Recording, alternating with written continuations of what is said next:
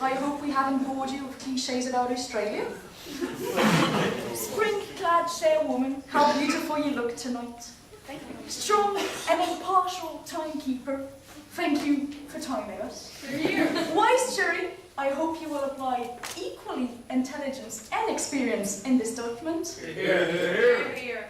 Experienced and lovely government, thank you for this debate. Here. My unfortunate road trip buddies, yay I guess. Lively audience, thank you all for being here tonight. Ladies and gentlemen, my name is Emma, and I am the reason we were ever on this trip in the first place. I told them I wanted to go to Ayers Rock because, you know, it's so important to the Aboriginals, and I'm so open and multicultural and so in touch with spirituality. I never wanted to take Sarah. I mean, her stress levels make my chakras shiver. But apparently I couldn't just go off into the outback with complete strangers because, I quote, in the desert no one can hear you scream.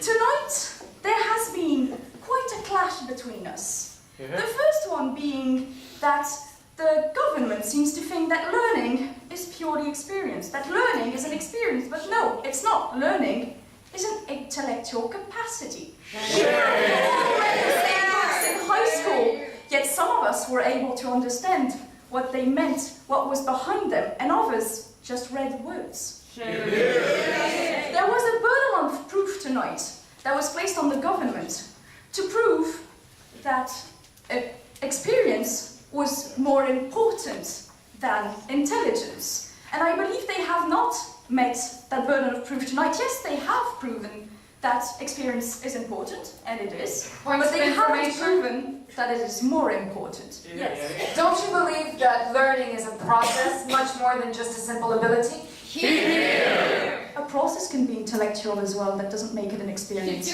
We have had a second class as well tonight, that the government believes that intelligence can never be good on its own because it comes from experience.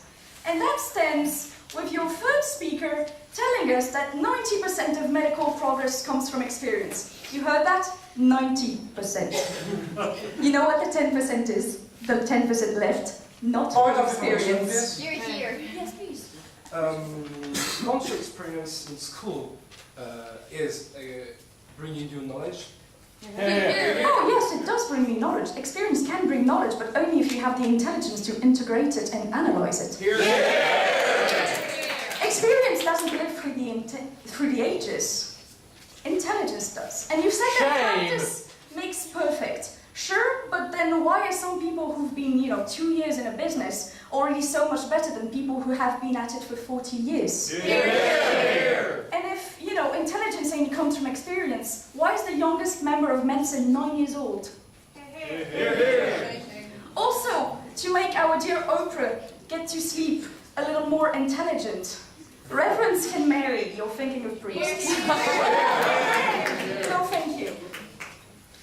I will have you know, I can now tell you from experience that Ule makes the worst combi van fried eggs I've ever tasted. And yet, this experience isn't a reason to distrust her, because she showed us that experience is subjective, and experience is a product of the past that prevents us from moving forward. Thomas has a lot of unhealthy pent-up rage against koalas that concerns me deeply. But he is always the smartest man in the combi. And that is reassuring, because it has made him the man of the situation, adaptable to whatever the Australian wild throws at him. And he proved that intelligence allows you to create, even without the help of experience. Doesn't adaptability come from experience? No, experience gives you the tools to deal with the exact same situation. Only intelligence can make that. I'm pretty sure Reverend White is only on this trip to escape his crazy ex-girlfriend. And I salute the Into the Wild Down Under style he has to avoid his responsibilities.